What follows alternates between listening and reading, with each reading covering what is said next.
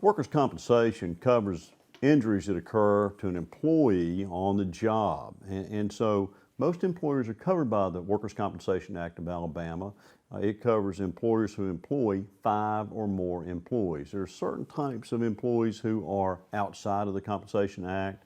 Obviously, employers that have 4 or fewer, farm laborers, other types of workers can be excluded, but for the most part, employees are covered by the Workers' Compensation Act, and that's both good and bad. It is a bad act. It doesn't compensate people fairly.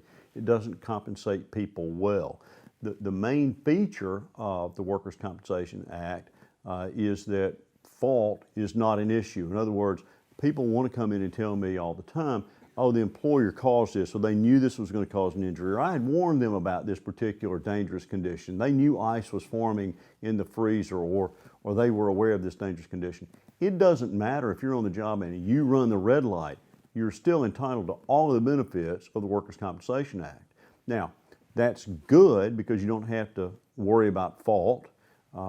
It's bad because the Comp Act immunizes the employer. In other words, they're not responsible for whatever they're not responsible for. They're responsible to pay you medical bills. They're responsible to pay you for a permanent injury.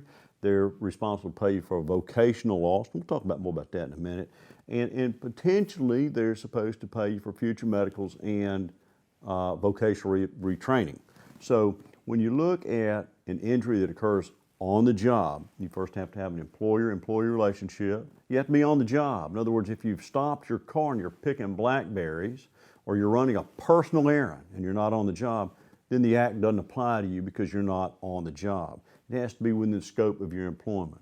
You have to do certain other things to come within the act, and we'll talk about those things in a minute. But basically, if you have an on-the-job injury, you have to give your notice, and you have to do certain things to come within the confines of the act. And we're going to talk about the good things and the bad things about the Workers' Compensation Act in other short videos here in just a minute.